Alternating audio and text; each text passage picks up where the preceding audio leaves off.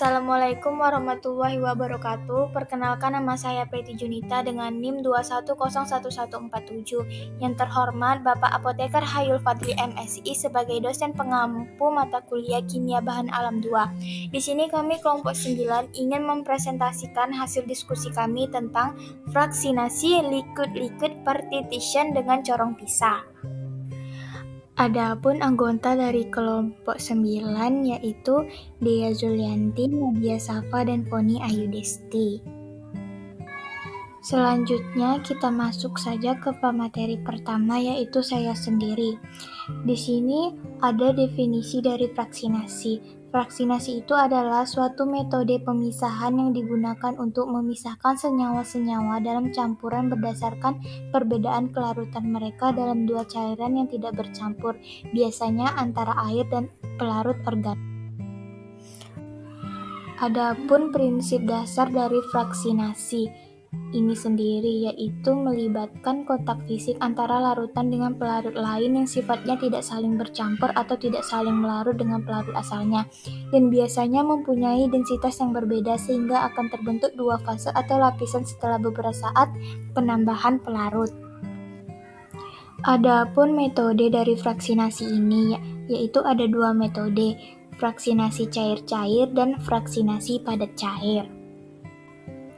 Fraksinasi cair-cair itu adalah berdasarkan perbedaan kelarutan senyawa-senyawa dalam dua pelarut cair yang tidak saling bercampur, sehingga senyawa tertentu terpisahkan menurut kesesuaian sifat dengan cair. Sedangkan fraksinasi padat cair itu adalah proses pemisahan untuk memperoleh komponen zat larut dan campurannya dalam padatan dengan menggunakan pelarut yang sesuai. Selanjutnya ada manfaat fraksinasi liquid-liquid partition. Yang pertama, mendapatkan fraksi atau bagian tertentu dari suatu ekstrak. Bagian itulah yang merupakan fraksi aktif dan perlu dipisahkan dari fraksi lainnya yang kurang aktif. Yang kedua, mendapatkan ekstrak yang lebih murni, sehingga perlu dihilangkan senyawa-senyawa lain yang mengotori atau mengganggu. Yang ketiga itu ada fraksinasi yang diperlukan ketika akan melakukan isolasi atau pemisahan satu senyawa metabolit sekunder tunggal. Adapun peralatan dan bahan yang diperlukan pada metode ini, yang pertama itu ada corong pisah. Dari gambar dapat terlihat ada layar pelarut organik, layar pelarut air, dan keran. Keran ini berfungsi untuk mengambil atau memisahkan antara layar pelarut organik dan layar pelarut air. Selanjutnya itu pelarut. Pelarut A biasanya digunakan sebagai fase air, sementara pelarut B digunakan sebagai fase organik. Pemilihan pelarut sangat penting dan harus disesuaikan dengan sifat senyawa yang akan dipisahkan. Contoh pelarut organik yang umum digunakan itu etil asetat, heksana, kloroform, dan sebagainya. Sedangkan fase air itu biasanya terdiri dari air murni atau larutan buffer jika perlu mengatur pH. Selanjutnya itu sampel yang difraksinasi.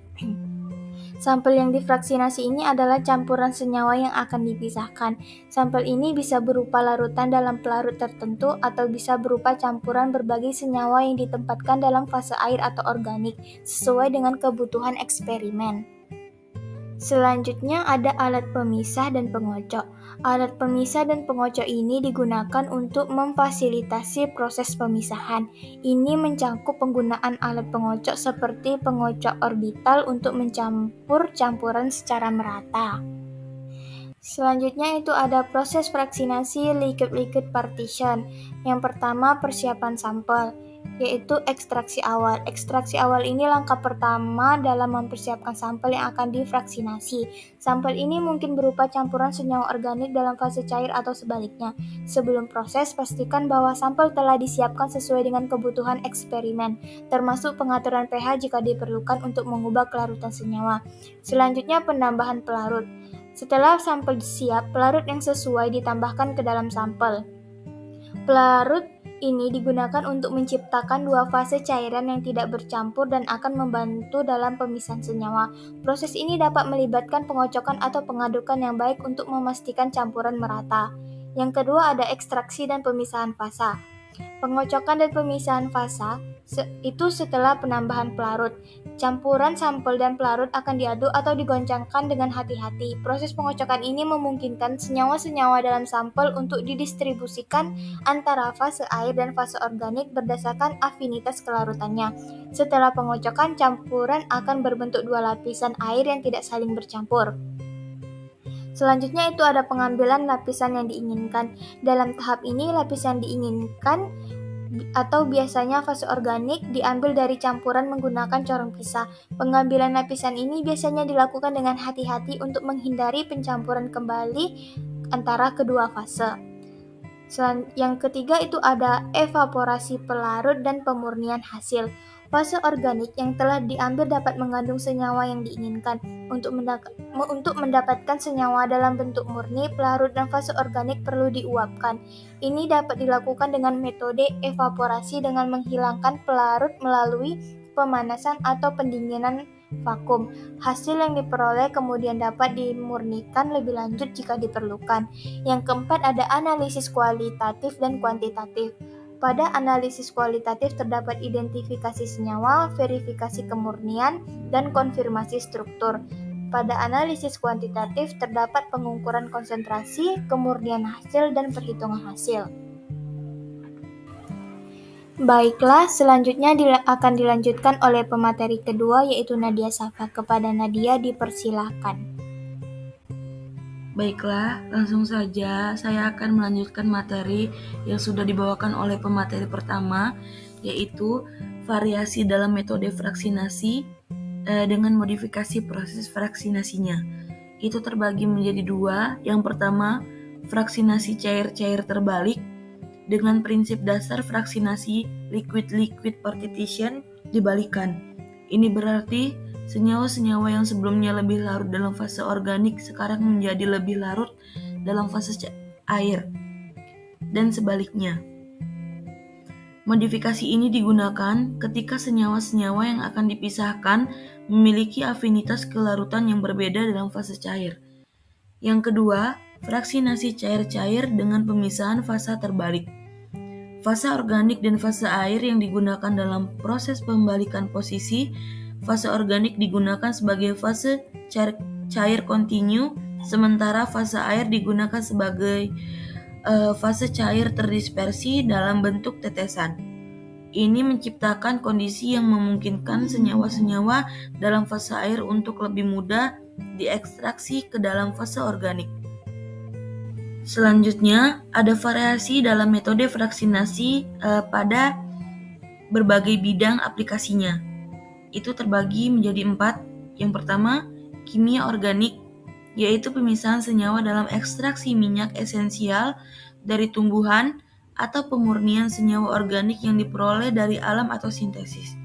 Yang kedua, kimia farmasi, yaitu isolasi dan pemurnian senyawa obat dari ekstrak tumbuhan atau campuran senyawa lain.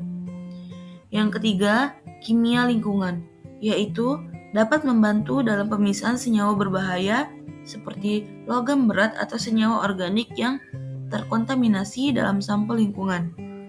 Dan yang terakhir adalah kimia analitik, yaitu pemurnian sampel, penentuan konsentrasi senyawa, dan analisis sampel kompleks. Baiklah, di sini ada keuntungan dan keterbatasan metode fraksinasi liquid-liquid partition. Untuk keuntungannya ada 2, yaitu sederhana dan mudah digunakan.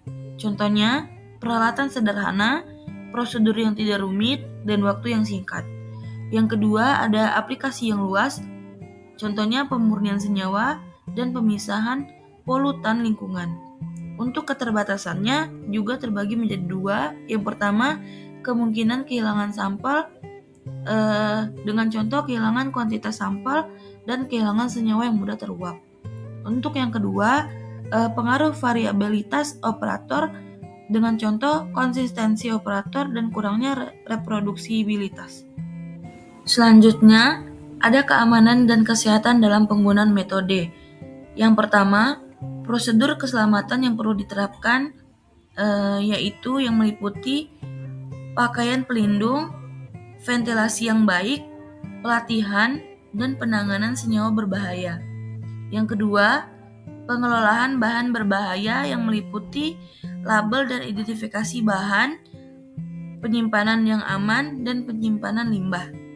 Dan yang ketiga, pembuangan limbah yang meliputi pengelolaan limbah yang aman, recycling dan penggunaan kembali, dan tingkat kesadaran. Dari materi yang kami sampaikan tadi dapat disimpulkan bahwa metode ini dapat memisahkan senyawa dan penggunaan aplikasinya yang luas serta kemudahan dalam penggunaannya. Metode ini juga dapat digunakan untuk mengembangkan metode yang berkelanjutan dan dapat dimanfaatkan untuk teknologi analitis modern. Sekian pemaparan materi dari kami. Mohon maaf apabila ada kesalahan ataupun kekurangan. Saya akhiri. Wabillahi taufiq wal hidayah. Wassalamualaikum warahmatullahi wabarakatuh.